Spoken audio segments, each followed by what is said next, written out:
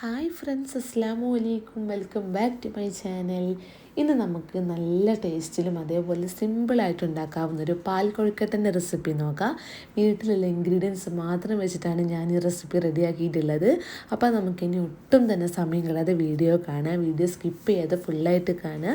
നിങ്ങളെ കമൻസൊക്കെ ഒന്ന് അറിയിക്കുക. ചാനൽ ആദ്യമായിട്ട് കാണുന്നവരുണ്ടെങ്കിൽ സബ്സ്ക്രൈബ് ചെയ്ത് ചാനലൊരു മെമ്പറായിട്ട് എന്നെ സപ്പോർട്ട് ചെയ്യുകയും കൂടി ചെയ്യുക. അപ്പോൾ നമുക്ക് നേരെ വീഡിയോ കാണാം. ഇനി നമുക്ക് കൊഴുക്കട്ട ഉണ്ടാക്കാൻ വേണ്ടി സ്റ്റാർട്ട് ചെയ്യാം. ഞാനിതാ ഒരു ബൗളിലേക്ക് 1 കപ്പ് വറുത്ത അരിപ്പൊടിയാണ് എടുക്കുന്നത്. വറുത്തതോ വറുക്കാത്തതോ ഏതായാലും കുഴപ്പമൊന്നുമില്ല. ഞാനിവിടെ എടുത്തത് വറുത്തതാണ്.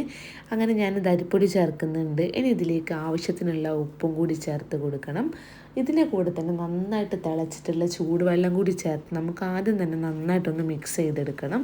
ചെറുതായിട്ടൊന്ന് മിക്സ് ആക്കിയിട്ടുണ്ടെങ്കിൽ പിന്നെ ഇതിലേക്ക് ആവശ്യത്തിനുള്ള വെള്ളം കൂടി ചേർത്തിട്ട് നന്നായിട്ടൊന്ന് കുഴച്ചിട്ട് നമ്മൾ നോർമൽ പത്തിരിയൊക്കെ ഉണ്ടാക്കുന്ന സമയത്ത് മാവ് കുഴയ്ക്കുന്ന പോലെ നമുക്ക് നന്നായിട്ടൊന്ന് കുഴച്ചെടുക്കണം. അത്യാവശ്യം നല്ല രീതിയിലൊന്ന് കുഴച്ച് മാവൊന്ന് സോഫ്റ്റ് ആക്കി എടുക്കുകയാണെങ്കിൽ കൊഴുക്കട്ട കഴിക്കാൻ വേണ്ടിയിട്ട് നല്ല ടേസ്റ്റ് ഉണ്ടാവും. അങ്ങനെ ഞാനത് ആദ്യം തന്നെ നന്നായിട്ടൊന്ന് മിക്സ് ചെയ്തെടുക്കുന്നുണ്ട്. പിന്നെ ചെറുതായിട്ട് ചൂടൊക്കെ ഒന്ന് മാറിയ ശേഷമാണ് കൈവച്ച് നന്നായിട്ട് കുഴച്ചിട്ട് ഡോ തയ്യാറാക്കി എടുക്കുന്നത്. ഈ പൊടിയിലേക്ക് വെള്ളം ചേർക്കുന്ന സമയത്ത് ഓവർ ടൈറ്റ് ആവാനും ഓവർ ലൂസ് ആവാനൊന്നും പാടില്ല. ഞാനെന്താ നന്നായിട്ട് സോഫ്റ്റ് ആക്കിയിട്ടാണ് കുഴച്ചെടുക്കുന്നത്. നമ്മൾ കൈ വെച്ച് ജസ്റ്റ് പ്രസ്സാക്കുന്ന സമയത്ത് മാവിൻ്റെ കറക്റ്റ് കൺസിസ്റ്റൻസി നമുക്ക് മനസ്സിലാക്കാൻ വേണ്ടി പറ്റും. ഇനി നമുക്ക് നമ്മളെ ഇഷ്ടത്തിനനുസരിച്ചിട്ടുള്ള ഷേപ്പിൽ ഇത് ഉരുട്ടിയെടുക്കണം. കൊഴുക്കട്ട എന്ന് പറയുമ്പോൾ എപ്പോഴും നമ്മുടെ മനസ്സിൽ ഫസ്റ്റ് ചെറുതായിട്ടുള്ള റൗണ്ട് ബോളായിട്ടാണ് നമുക്ക് മനസ്സിലുണ്ടാവുക. ഞാനിതൊരു മീഡിയം സൈസിലുള്ള ചെറിയ ബോളുകളാക്കി എടുത്തിട്ടുണ്ട്. എപ്പോഴും കൊഴുക്കട്ട കഴിക്കുമ്പോൾ ടേസ്റ്റ് ഉണ്ടാവുക ചെറിയ ചെറിയ ബോളാക്കി എടുക്കുമ്പോഴാണ്. ഇനി നമുക്ക് പെട്ടെന്ന് തന്നെ പാൽ കൊഴുക്കട്ട എങ്ങനെ റെഡിയാക്കാൻ നോക്കാം. ഞാനിതാ 500 ml പാൽ ചൂടാവാനായിട്ട് വെച്ചിട്ടുണ്ട്. ഇത് നന്നായിട്ട് ചൂടാവുന്നതിന് തൊട്ട് മുന്നേ തന്നെ 1 ടേബിൾ സ്പൂൺ അരിപ്പൊടി ചേർത്ത് നമുക്ക് നന്നായിട്ടൊന്ന് മിക്സ് ചെയ്തെടുക്കണം. ഇങ്ങനെ ചേർക്കുന്നത് എന്തിനാണെന്ന് വെച്ചാൽ നമ്മൾ ഈ പാലക്കട്ട അത്യാവശ്യം നന്നായിട്ടൊന്ന് കുറുകിയിട്ട് ചെറിയൊരു ഗ്രേവി, അതായത് ചെറിയ തിക്നെസ്സിൽ നമുക്ക് കിട്ടാൻ വേണ്ടിയിട്ടാണ് ഇങ്ങനെ ചേർക്കുന്നത്. ഈ സമയം തന്നെ ചേർക്കുക, അല്ലാത്ത പക്ഷം പെട്ടെന്ന് കട്ട കെട്ടിപ്പോകാനായിട്ടുള്ള ചാൻസ് ഉണ്ട്. ഇനി ഇതിലേക്ക് ജസ്റ്റ് ഒരു ഫ്ലേവറിന് വേണ്ടിയിട്ട് 3-4 ഏലക്കൻ്റെ സീഡും കൂടി ഞാൻ ചേർക്കുന്നുണ്ട്. ഈ ഏലക്കൻ്റെ സീഡ് ചേർക്കുമ്പോൾ നല്ലൊരു ടേസ്റ്റാണ് നമ്മൾ ഈ പാൽക്കൊഴുക്കട്ടയ്ക്ക് ഉണ്ടാവുക. അങ്ങനെ ഇതെല്ലാം കൂടി ചേർത്ത് നന്നായിട്ടൊന്ന് ചൂടായി വരുന്ന സമയത്ത് നമ്മൾ നേരത്തെ റെഡിയാക്കി വെച്ചിട്ടുള്ള ഈ കൊഴുക്കട്ട ഇതിലേക്ക് ചേർത്ത് നമുക്ക് 2-3 സെക്കൻഡ് ഒട്ടും തന്നെ ഇളക്കാതെ അതിനുശേഷം നന്നായിട്ടൊന്ന് ഇളക്കി നമുക്ക് കൊഴുക്കട്ട വേവിച്ചെടുക്കണം. അങ്ങനെ ചെയ്യുന്നത് എന്തിനാണെന്ന് വെച്ചാൽ ഇത് പരസ്പരം ഒട്ടാതെ നമുക്ക് കറക്റ്റ് ബോൾ പോലെ കിട്ടാൻ വേണ്ടിയിട്ടാണ് അങ്ങനെ ചെയ്യുന്നത്. അങ്ങനെ ഞാനിത് ചെറുതായിട്ടൊന്ന് മിക്സ് ചെയ്തിട്ട് ഒന്ന് റെഡിയാക്കി എടുക്കുന്നുണ്ട്.